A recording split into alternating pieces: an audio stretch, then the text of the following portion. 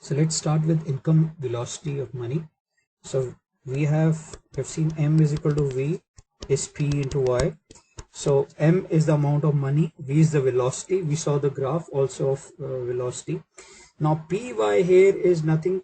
P is, we could take as the price of a quantity over time. So it could be a select basket of goods and services. So for P we have taken as GDP deflator. We have seen GDP deflator before. GDP deflator is nothing but nominal GDP or real GDP. So this is a good measure also to look at incremental price levels within an economy. Why we know is real GDP. So M into V becomes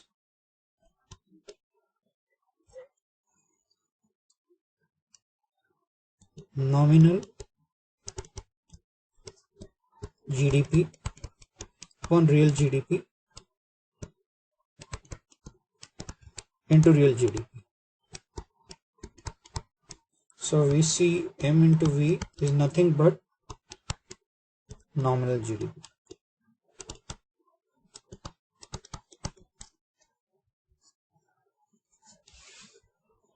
So what's here, we clearly see now that the quantity of money is actually influencing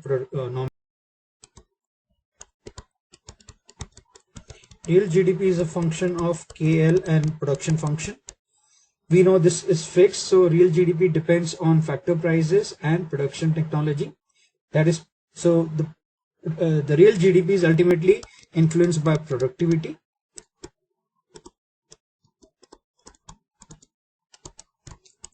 And if we are looking at quantity of money, which is what we are looking at here, M into V is actually influencing nominal GDP, which is nothing but quantity of money.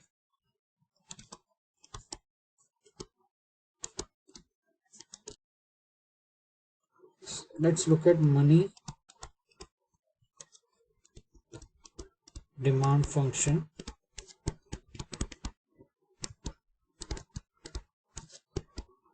and quantity equation.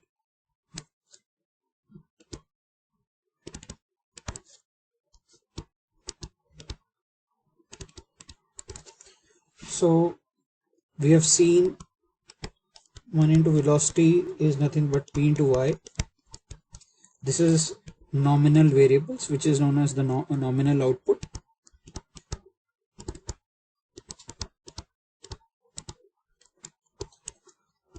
This can also be written as MV is equal to PY, M is equal to 1 by V into PY. Now, in terms of real money balances, I could equate this M by P as 1 by V into Y. 1 by V could be equated as a constant, so I could put 1 by V is equal to K. So K is equal to Y. So in this, now at equilibrium, we know at equilibrium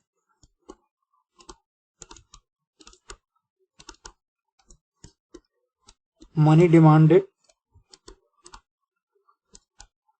is equal to money supplied, and we'll look at this in aggregate equation, which is going to be the next module which I'm making after this. So I could say this is money demanded. So we know now that the quantity of money is with the central banks, they can print it, please the price level which is given. We know velocity V, now out here we're taking it as constant, as fixed. So we know so what implies here is that the money, the quantity of money is actually changing directly related to Y. As we go forward, we'll keep on looking at, basically we get a very fair idea of how money is influencing nominal output. So we are talking of not real output, we're talking about nominal output. So we now know M by P demand is money demand equation, the money demand function.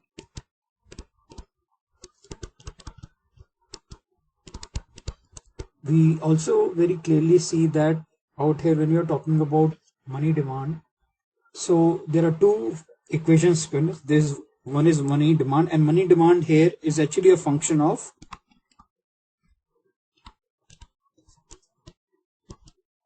interest rates and output. Y is the output which you consider. Now there is another side which is the money supply equation. Since P is given, the supply side is influenced by the central bank, and which is what we are going to be looking at next. We look at the quantity equation. So if we take P as fixed, we know the money supply is directly driven by the money supplied in the market, which is supplied by nothing but central banks. Same equation can be written as Py. If I consider V as velocity, we directly see how money is impacting Py. Py is nominal GDP. Now I could also write this equation as a quantity equation, which is nothing but percentage change in M plus percentage change in velocity is equal to percentage change in P plus percentage change in Y. Now we have seen that we are going to keep velocity as constant.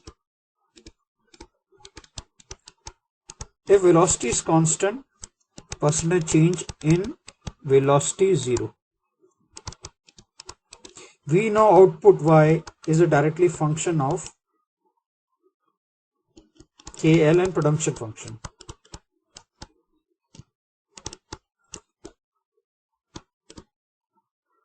Now we are keeping this as constant. So what do we get? We get percentage change in Y equal to 0. In velocity is equal to 0. This is 0. What we get? Percentage change in M is a change in percentage change in price levels P. P is nothing but percentage change in price levels is inflation rate. This could also be characterized as any percent change in the money supply causes a percentage change in price levels, which is nothing but a percentage change in inflation, now which is inflation rate. So directly we know now according to quantitative theory of money, the central bank controls the money supply and it has the ultimate control over the rate of inflation. So it is central bank which controls money supply, which controls rate of inflation. I could say a 1% change in M causes 1% change in inflation, rate of inflation. Now this is a very important fundamental which we are then going to use. Remember that as we go forward and we'll see the whole tutorial, this only applies in the long run, and there's also recently, as we'll see evidence, at least in advanced countries, we have looked at detailed 3 cases. It hasn't, in spite of quantitative easing and in spite of printing a lot of money, it has not resulted in the increase in price levels. Nominal interest rates is equal to real interest rates plus inflation. This is the Fisher equation.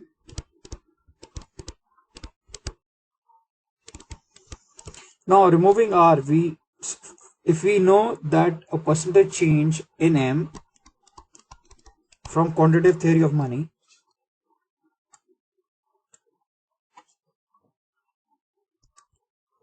percentage change in M, we've seen from quantitative changes causes a percentage change in inflation.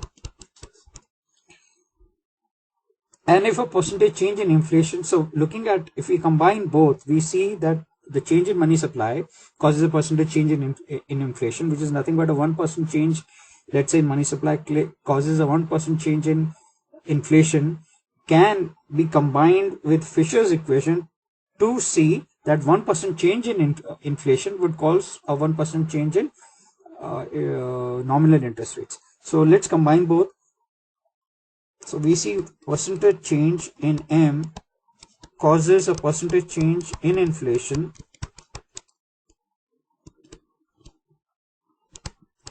which causes a similar change in nominal interest rates.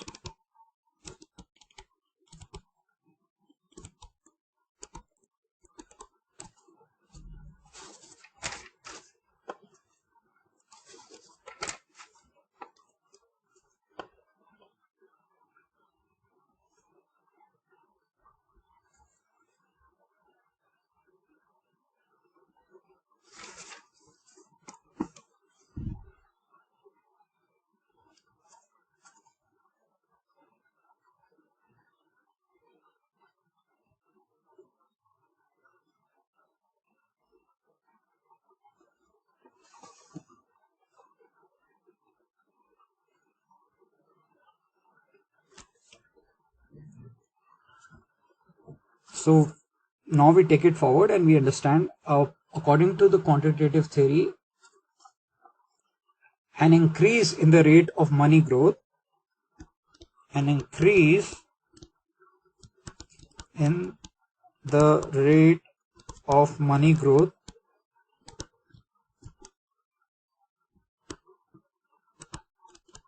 of 1% increases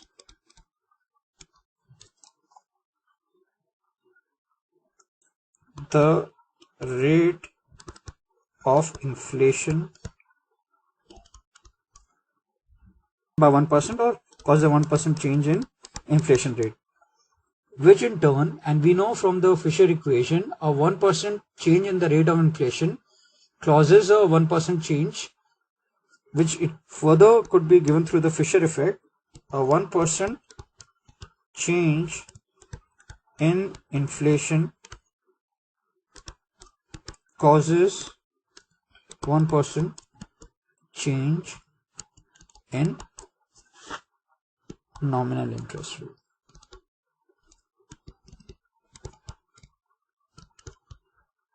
Now we look at some of the problems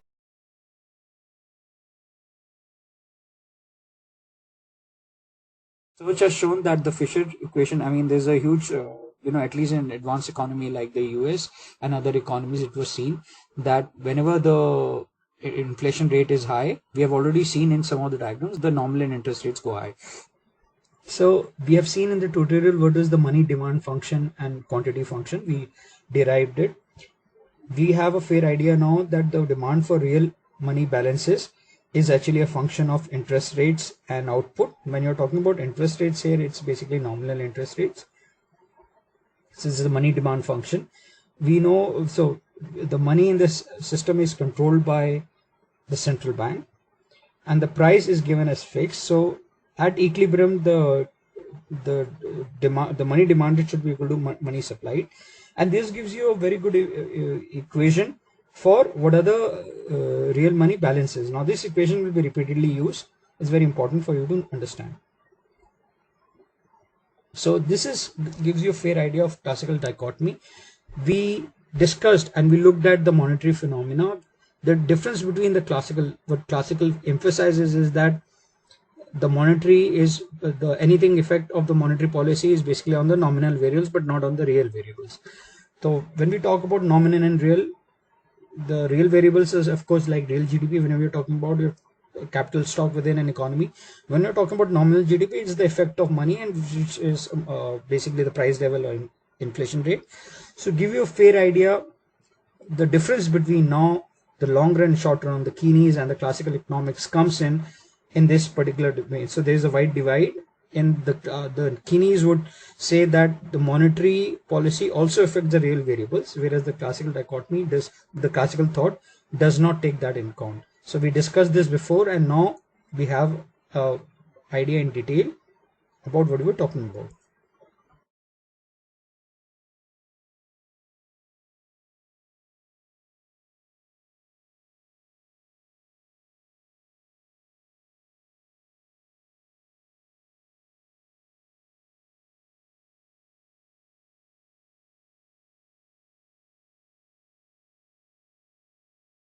how the money supply, how it translated into how monetary supply translated into inflation rate, and how inflation turns into a nominal interest rate. So this is just a quick recap. We understood from the module that how central banks control money supply and which controls inflation. So now let's look at, we saw the Fed, we discussed that by the end of 2007, the total assets were less than $1 trillion. And we look at in 2005, the present date given as 2005-23. This year, the last figure, it was $6.7 trillion. So you saw about a 600% jump over the years in buying of assets. These assets, of course, lead to, and we have seen and we have discussed also this, the assets, basically purchasing assets drives in the monetary growth within the economy.